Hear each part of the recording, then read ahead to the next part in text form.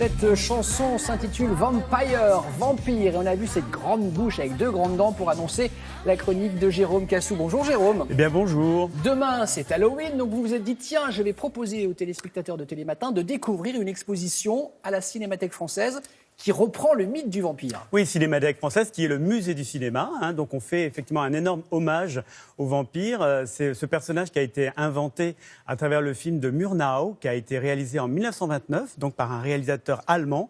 Et depuis, en fait, on ne cesse de se demander si finalement les vampires existent. Alors on rentre dans cette exposition évidemment émerveillé par la qualité de l'exposition et de la scénographie. On voit évidemment des photos, on voit des films.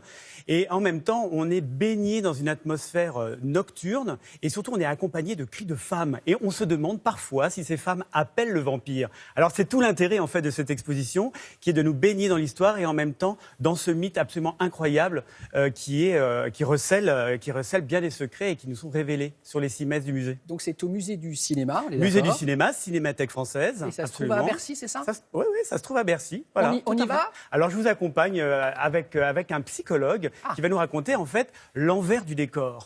Parfait.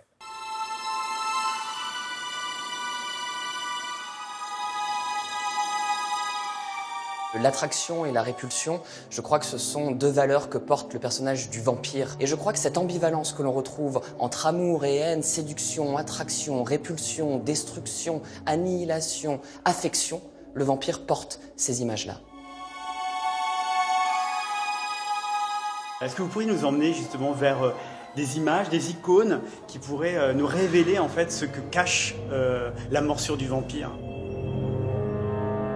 Sur cette œuvre, il y a aussi quelque chose qui me fascine, c'est qu'on a vraiment tous les éléments de la scène du vampire. On a le côté sensuel, le côté érotique, la concentration du prédateur, de l'homme qui s'y abandonne. Être consommé ou consommé, être mangé ou mangé, s'abandonner à l'autre ou lui résister, c'est toute cette mise en tension érotique et destructrice que porte le mythe du vampire.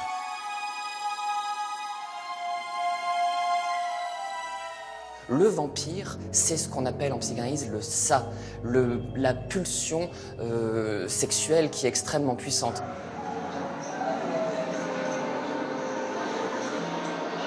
Le vampire ne vit jamais seul, il a toujours besoin des autres pour se régénérer, du sang des autres. Tout passe par la morsure, la contamination, la dévoration, que ce soit entre un homme et une femme, mais aussi entre une femme et un homme, ou entre 2 hommes et 2 femmes. C'est toute la clé du vampirisme, de mélanger érotisme et quelque chose du côté du morbide, funeste. Et c'est à cet endroit étrange de fusion, de mélange entre les deux, que les films sont souvent les plus intéressants, les plus captivants, les plus hypnotisants.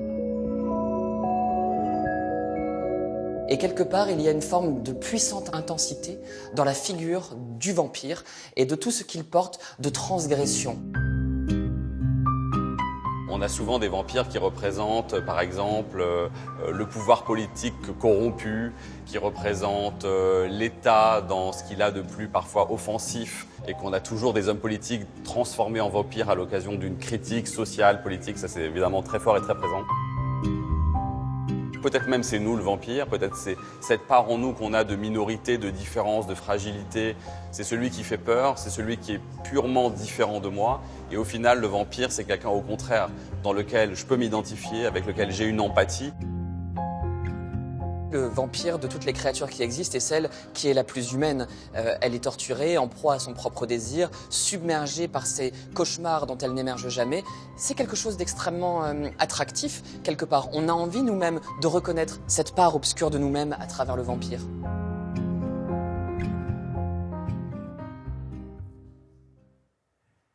Alors oui, je voulais quand même rappeler que Samuel Dock, donc le psychologue que l'on voit dans le reportage, a écrit un livre absolument fantastique justement sur les différents atouts et aussi les travers de l'humanité. Donc je souhaite vraiment en parler. Et ensuite vous dire que cette exposition partira en Espagne toute l'année prochaine. Un grand cycle de films va être présenté à la Cinémathèque. Et ensuite, des lectures vont être organisées au sein même de l'exposition pour découvrir l'univers des vampires à travers la littérature. En tout cas, pour nous les Français, c'est jusqu'au 19 janvier à la Cinémathèque, musée du Absolument. cinéma. Merci Jérôme.